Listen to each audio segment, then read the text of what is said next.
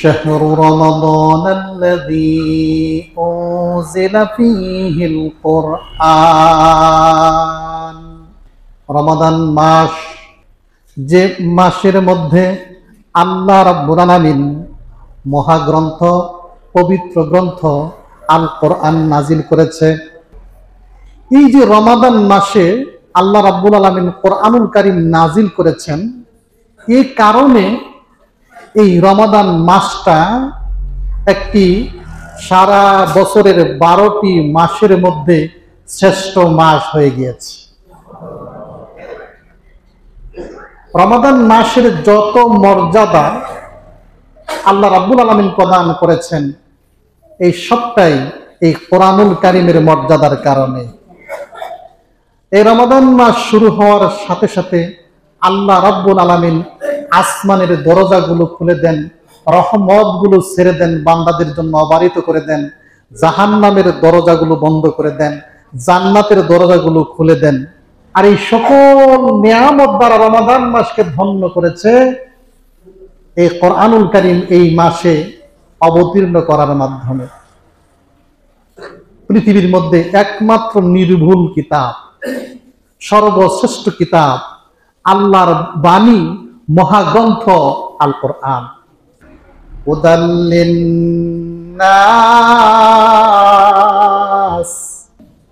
আল্লাহ রাব্বুল আলামিন পৃথিবীর গোটা মানব জাতির জন্য কোরআনকে নাজিল করেছেন।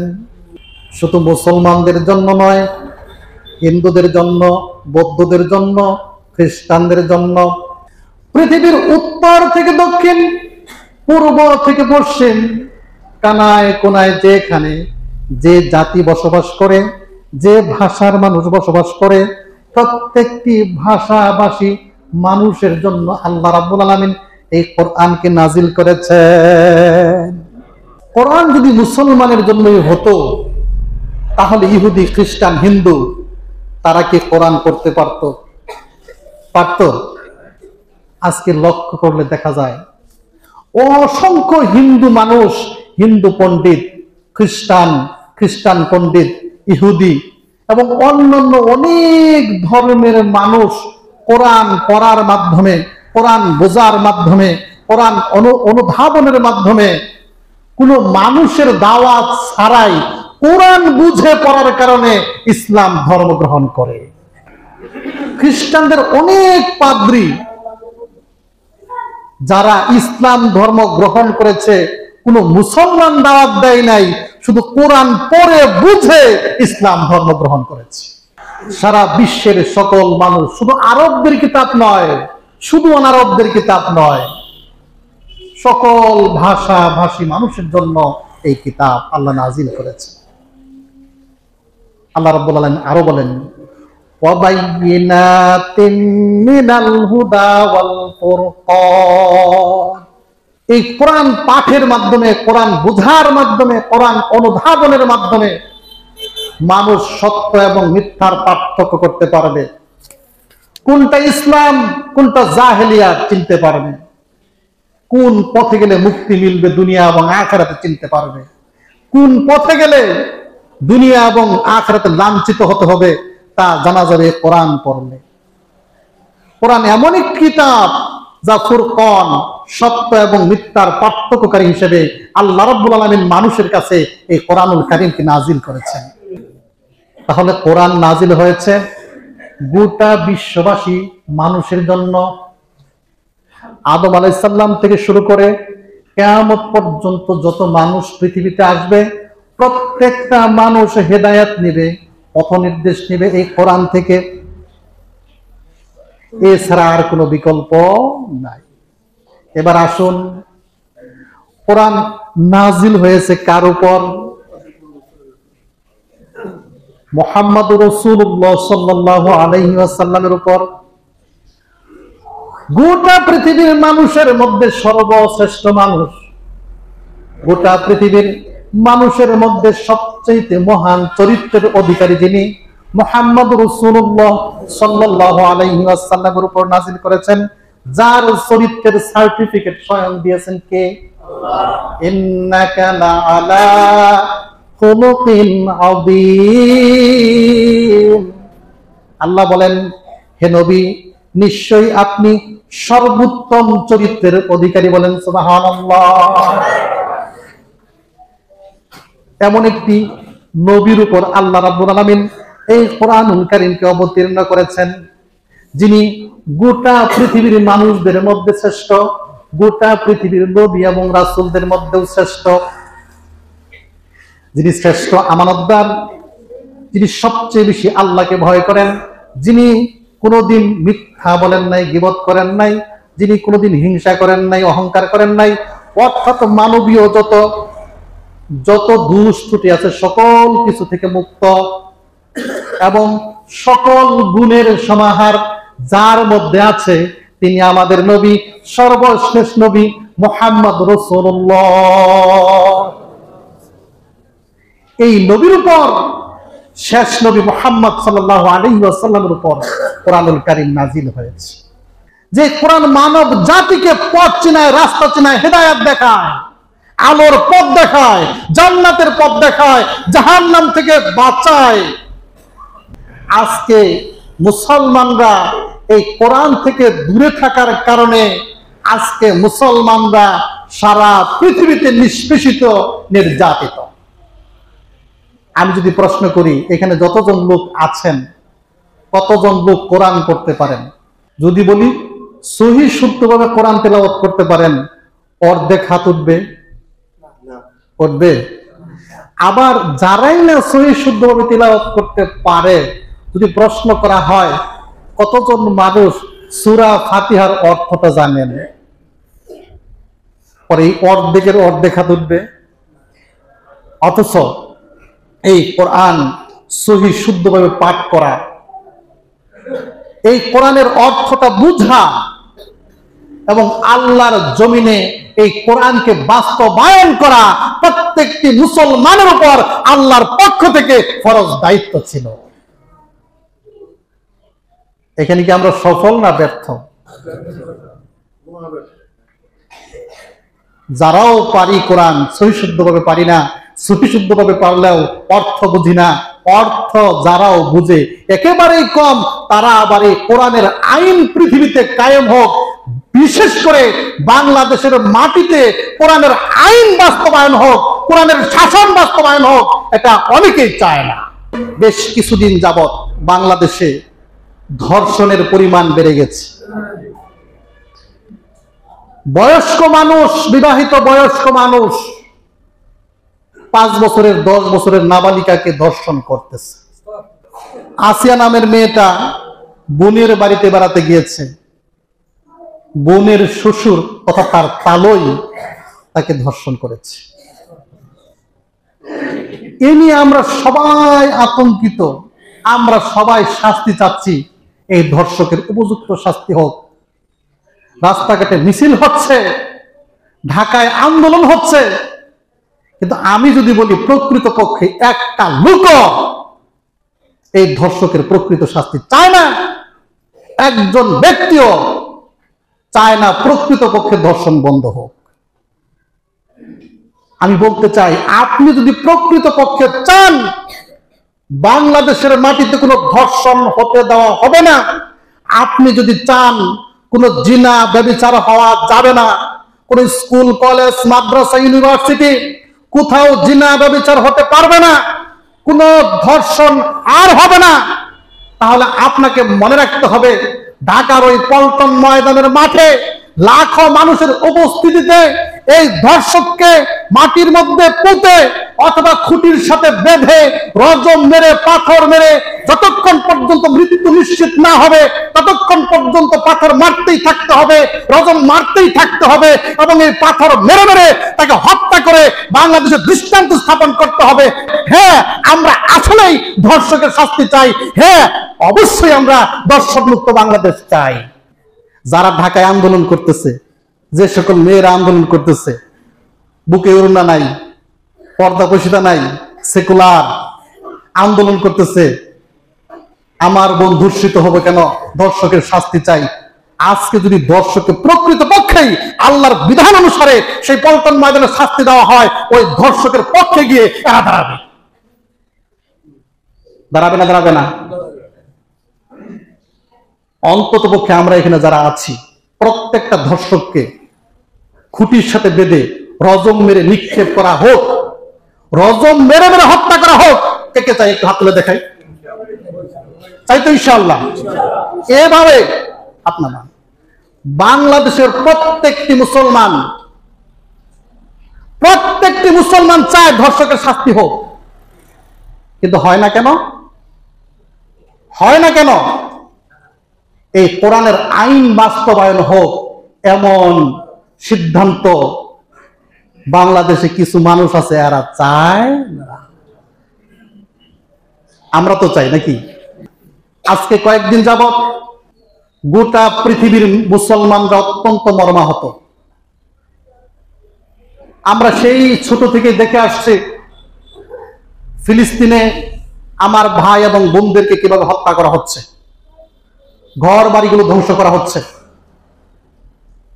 গত মঙ্গলবার থেকে বুধবার, বৃহস্পতিবার, আজকে শুক্রবার অনবরত ইসরায়েলি দানবরা, ইসরায়েলি হায়নারা যুক্তরাষ্ট্রের মদদে আমার ফিলিস্তিনি ভাইদের উপর, মাদের উপর, বোনদের উপর, এমনকি ছোট ছোট বাচ্চাদের উপর অহরহ তারা গুলি চালাচ্ছে। ঘর বাড়িগুলো একদম ভেঙে নিষ্পেষিত করা হচ্ছে। আমরা তো আরামে সেহরি খাচ্ছি, ইফতার করছি, কিন্তু তারা আমার মুসলমান ভাই, তারা আজকে কিসের সেহরি, কিসের ইফতার? তারা তো নিজেদের জান বাঁচাতে তারা ব্যস্ত। কারো হয়তো সন্তান শহীদ হয়ে গিয়েছে, কারো কোনো মায়ের স্বামী হত্যা হয়ে গিয়েছে, শহীদ হয়ে গিয়েছে, কারো বাবা নাই, কারো মা নাই, তারা এ নিয়ে ব্যস্ত, কোথায় সেহরি করবে, কোথায় ইফতার করবে। আজকে আমার ফিলিস্তিনি মা, বোন, ভাই, ওই শিশুদের এমন একটি অবস্থা চলতেছে। এ পর্যন্ত যত হামলা ফিলিস্তিনে হয়েছে সকল রেকর্ডকে ভঙ্গ করে এবার ইসরায়েলের প্রতিরক্ষা মন্ত্রী ঘোষণা দিয়েছে কেবলমাত্র নাকি তার শুরু।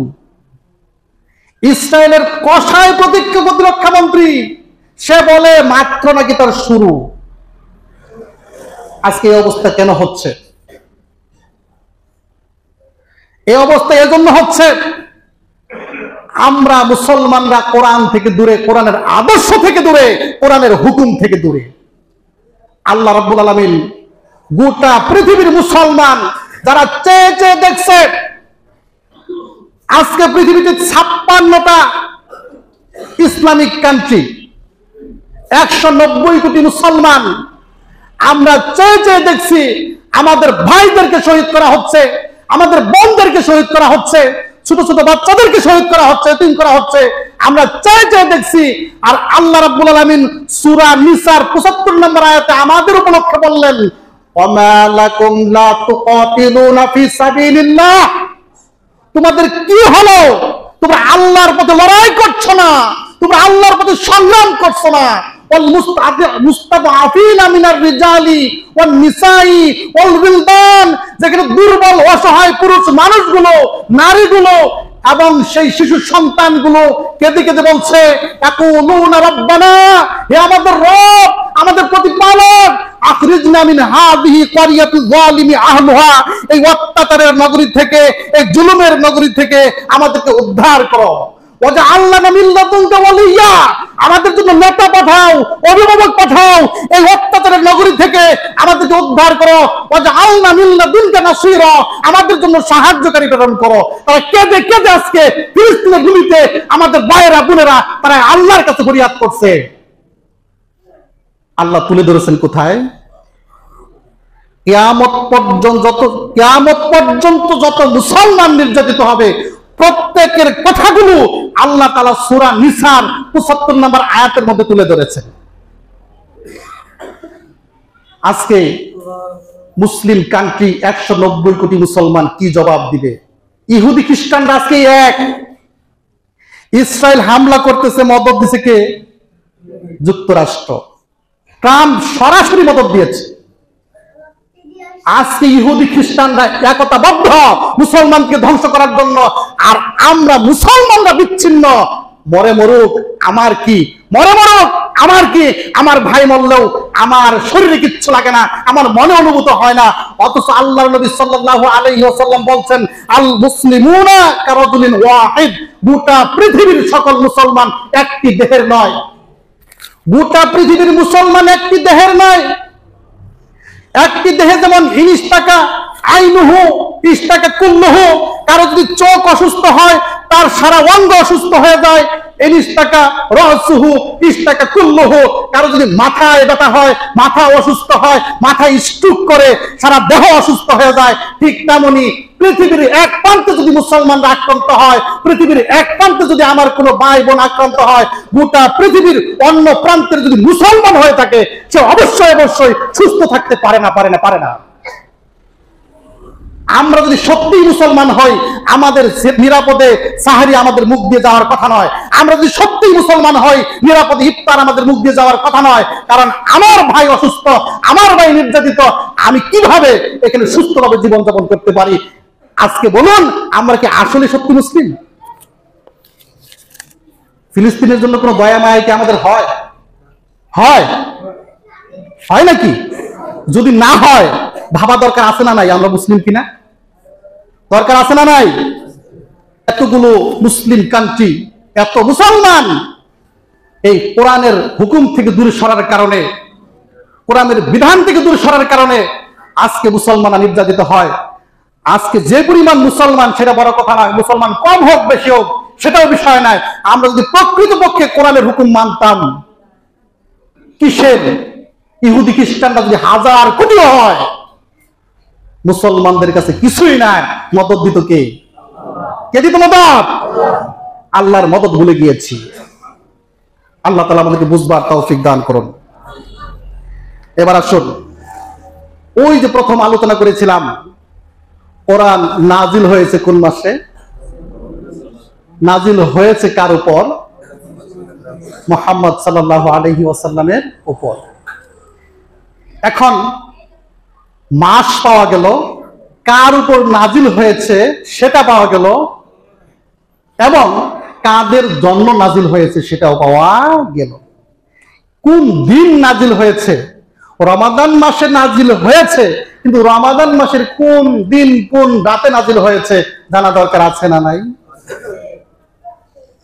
610 খ্রিস্টাব্দ 10ই আগস্ট, যখন রাসূল সাল্লাল্লাহু আলাইহি ওয়াসাল্লামের বয়স খ্রিস্টীয় হিসাবে 40 বছর 6 মাস 12 দিন,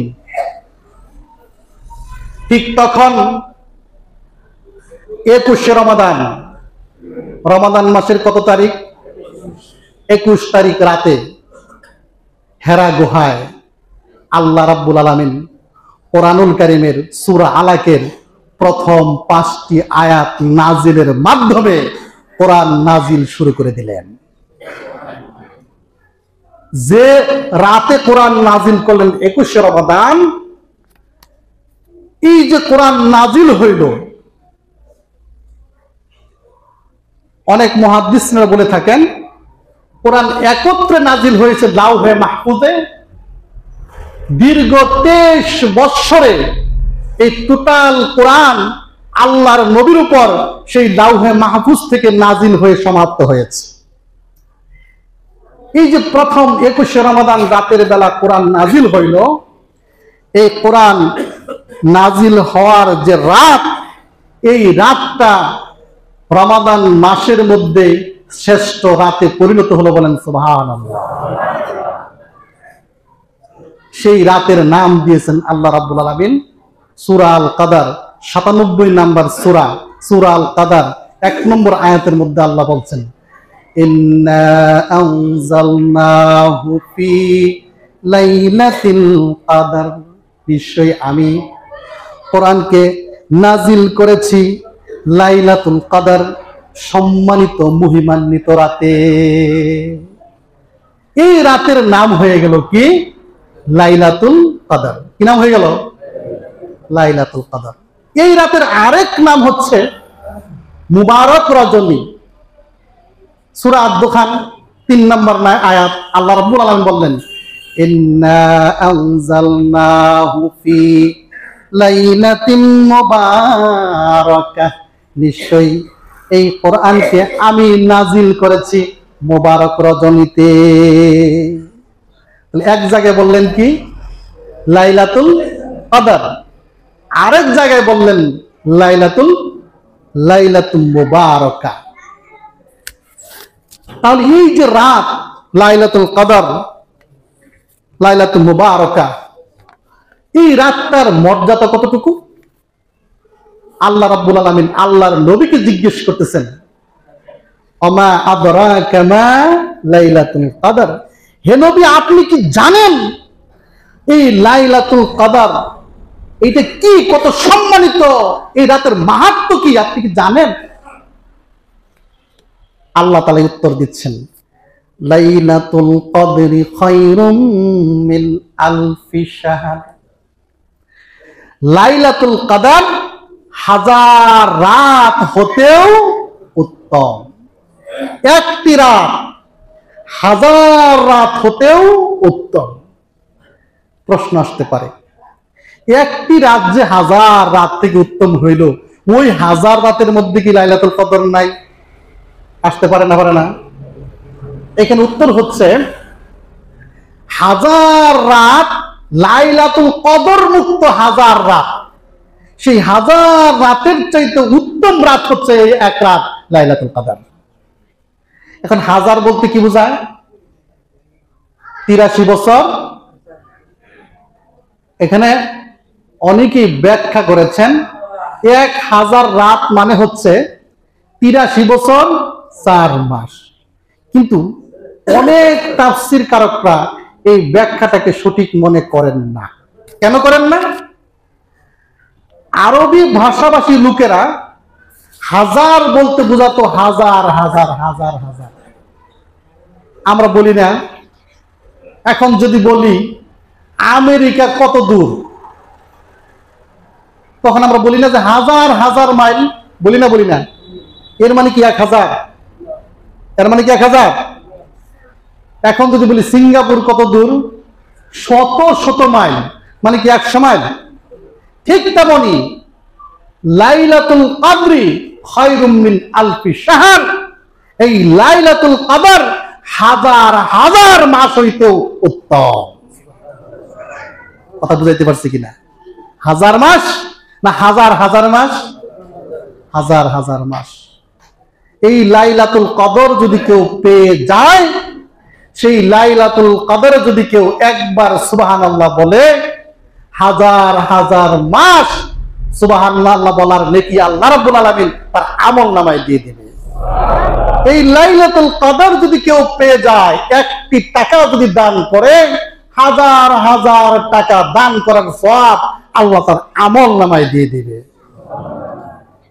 এই লাইলাতুল কদর যদি কেউ 2 রাকাত সালাত আদায় করে, আল্লাহ রাব্বুল আলামিন তার আমলনামায় এরকম 2 করে হাজার হাজার গুণ সালাতের নেকি আল্লাহ রাব্বুল আলামিন তার আমলনামায় দিয়ে দিবেন, আমলনামায় দিয়ে দিবেন।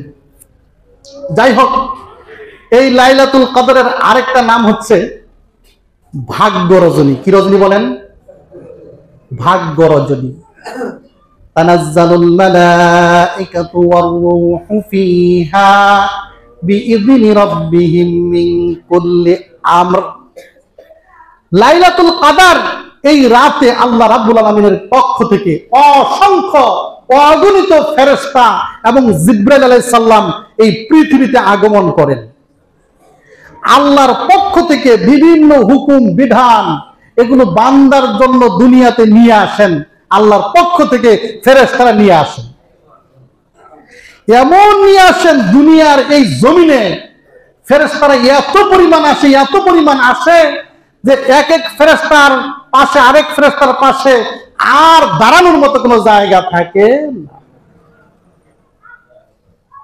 মসজিদ হোক, মসজিদের বাইরে হোক, ঘর বাড়ি হোক, দোকানপাট হোক, এই জমিন ভরপুর হয়ে যায় কি দ্বারা? ফেরেশতা দ্বারা। ওই দিন ফেরেশতারা আল্লাহর পক্ষ থেকে বিভিন্ন বিধি বিধান মঙ্গল নিয়ে আসেন। তাফসীরের মধ্যে আসে, যে সকল ঘরে প্রাণীর ছবি থাকে, কুকুরের ছবি থাকে, আছে না নাই? বাপ মারা গেছে, মহব্বত করে বাপের ছবিটা ওই ঘরের মধ্যে ঝুলাইয়া রাখছে। দেখতে মনে হয় বাপের কত বাধ্য সন্তান। আসলে বাপের বাধ্য হইলেও আল্লাহর অবাধ্য। কার অবাধ্য? আর বাপ তার বলে নাই যে আমার ছবি ঝুলাইয়া রেখো। প্রাণীর ছবি যদি আপনার ঘরে থাকে, লাইলাতুল কদরে কোন ফেরেশতা রহমত শান্তি মঙ্গল নিয়ে আপনার ঘরে প্রবেশ করবে না। করবে? আমরা না হয় মসজিদে ইবাদত করি, ঘরে ইবাদত করি, মা বোনেরা তো ঘরে ইবাদত করে, এবং ঘরের মধ্যে আমাদের রহমত দরকার আছে না নাই? আছে। যে কথাটি আল্লাহ রাব্বুল আলামিন সূরা আদ-দুখানের 4 নম্বর আয়াতের মধ্যে বলছেন, ফিহা ইফরাকু কুল্লু আমরিন হাকিম। মানুষের বিভিন্ন বিষয় এই লাইলাতুল কদরের দিন স্থিরীকৃত হয়, ধার্য হয় 1 বছরের জন্য। সামনের 1 বছর কারা কারা পৃথিবী থেকে বিদায় নেবে, তাদের মৃত্যু হবে এই লাইলাতুল কদরের দিন, তার নাম ওই খাতায় উঠে যাবে। গত রমাদান মাসে যারা ছিল, আজকে কি সবাই এই জুমাতে আছে? তার মানে যারা নাই গত রমাদানের লাইলাতুল কদরে, তাদের নাম মৃত্যু যে বরণ করবে যারা, ওই সিরিয়ালের মধ্যে ফেরেশতারা উঠাই ফেলছে। এই লাইলাতুল কদরেও আমাদের মধ্যে কাউকে না কাউকে হয়তোবা ফেরেশতারা মৃত্যুবরণকারীদের খাতায় উঠিয়ে, হতে পারে এই রমাদান আমার জন্য আপনার জন্য শেষ রমাদান। পারে না? পারে না? এই চিন্তা মাথায় রেখে এই সামনের 10টি রাত 10টি দিন আমাদেরকে চলতে হবে, সিয়াম পালন করতে হবে, ইবাদত করতে হবে। সম্মানিত উপস্থিতি, সামনের 1 বছর কার কার বিবাহ হবে এইটাও নির্ধারিত হবে। যুবকরা বিবাহ করার জন্য কত ফন্দি ফিকির করে, কতজনের কাছে যায়, কত ঘটক ধরে। আপাতত ঘটক ধরা বাদ দিয়া এই 10 রাত একটু আল্লাহর কাছে চাও, যদি আল্লাহ তোমার নামটা বিয়ে শাদীর কাতারে উঠায়। তো যাই হোক, রিজিক বন্টন হবে। আপনি চলতে পারেন না, জীবনের নানান সংকট সমস্যা, এত টেনশন পেরেশানি, এই সকল কিছু আল্লাহ রাব্বুল আলামিন হয়তোবা আপনি যদি লাইলাতুল কদর পেয়ে যান আর আল্লাহর কাছে চান, সামনের 1 বছর আল্লাহ তাআলা আপনাকে এই সংকীর্ণতার জীবন মুক্ত করে, সংকীর্ণতা মুক্ত করে রিজিক দ্বারা ভরপুর করে দিবেন। এত এত বিষয় আমার আপনার নির্ধারিত হবে। সেই লাইলাতুল কদর তালাশ করা দরকার আছে না নাই? লাইলাতুল কদরের রাতে সালামুন হিয়া হাত্তা মাতলাইল ফাজর, ফজর পর্যন্ত ফেরেশতারা শুধু শান্তি আর শান্তি, মঙ্গল আর মঙ্গল, রহমত আর রহমত, কল্যাণ আর কল্যাণ বান্দার জন্য অনবরত পৌঁছাইতে থাকবে। লাইলাতুল কদরে কি আমরা ঘুমাবো? এখন প্রশ্ন হচ্ছে, লাইলাতুল কদরটা কবে হবে? এ ব্যাপারে কয়েকটা মত আছে। তার মধ্যে সবচেয়ে ভুল মত যেটা, আমাদের বাংলাদেশে 27শে রমজান রাতের বেলা টেলিভিশনের স্ক্রলে লেখা থাকে আজকে লাইলাতুল কদর। দেখবেন কি লেখা থাকে? আজকে লাইলাতুল কদর। কয় তারিখ লেখা থাকে? ওই টেলিভিশনের সাংবাদিকরে কে ওহী পাঠাইলো যে 27শে রমজান রাতি লাইলাতুল কদর, ও ওহীটা কই থেকে পাইলো? অথচ রাসূল সাল্লাল্লাহু আলাইহি ওয়াসাল্লাম কোথাও নির্দিষ্ট করে বলেন নাই যে হ্যাঁ 27 তারিখই লাইলাতুল কদর, নিশ্চিত করে বলেন নাই। কি বলছেন? সম্ভাবনা সবচেয়ে বেশি। এখানে কয়েকটা মত আসছে। একটা মত হচ্ছে 10 রাতের প্রত্যেক রাতের যে কোনো রাতে লাইলাতুল কদর হতে পারে। এর মধ্যে বেজুর রাতগুলো সম্ভাবনা একটু বেশি। বেজুর রাতের মধ্যে 27 রাত সম্ভাবনা সবচেয়ে বেশি। কোন হাদিসে 23শে রমাদান কথা আসছে, কোন হাদিসে একেবারে ঈদের আগের রাত, যেটা মানে আগের রাতের আগের রাত, যেটা 29 রমাদান, এইটাও আসে হাদিসে। কিন্তু আল্লাহ নবী সাল্লাল্লাহু আলাইহি ওয়াসাল্লাম কোন রাতকে ফিক্সড করে যান নাই। কেন যান নাই? যদি ফিক্সড করা হইতো তাহলে মানুষ শুধু ওই রাতে ইবাদত করত, অন্য রাতে করত? করেন নাই। সুতরাং সবচেয়ে উত্তম কথা হলো আল্লাহ নবী সাল্লাল্লাহু আলাইহি ওয়াসাল্লাম যেভাবে ইবাদত করেছেন, শেষ 10 রাত ইবাদত করেছেন। শেষ 10 রাত আল্লাহ নবী সাল্লাল্লাহু আলাইহি ওয়াসাল্লাম এত বেশি ইবাদত করেছেন, হাদিসে এসেছে যে গোটা বছরের আর কোন সময় এত বেশি ইবাদত করেন নাই। সারা রাত জেগেছেন এবং পরিবার পরিজন সবাইকে জাগিয়েছেন। আমরাও নিজেরা সারা রাত জাগবো, পরিবার পরিজন সবাইকে জাগাবো, তোমরাও ইবাদত করো। সারা রাত জাগরণ এই 10 রাতের একটা ইবাদত। প্রথম বলছি, কি বলেন? সারা রাত জাগরণ করা মানে ইবাদত বন্দেগী দিয়া কোরআন তেলাওয়াত করা, কোরআন তেলাওয়াত জিকির আজকার দিয়ে সারা রাত জাগ্রত থাকা, এটা 10 রাতের একটা আমল। এই 10 রাতের মধ্যে দান সাদাকা করা। এখন কেউ যদি 10 রাত না করতে পারে, বেজুর রাতগুলা যেন না ছাড়ে। শুধু 27-এর জন্য আমরা কেউ বসে থাকবো না। কথা বুঝাইতে পারছি কিনা বলেন? আর এই রাতগুলো আমি জাগ্রত থাকবো, ইবাদত করব, এই জন্য ওই ব্যক্তির লাইলাতুল কদর মিস হবে না যে ব্যক্তি ইতিকাফ করবে। কে করবে? ইতিকাফ করবে। যারা ইতিকাফ করবে তারা নিশ্চিতভাবেই লাইলাতুল কদর পেয়েই যাবে।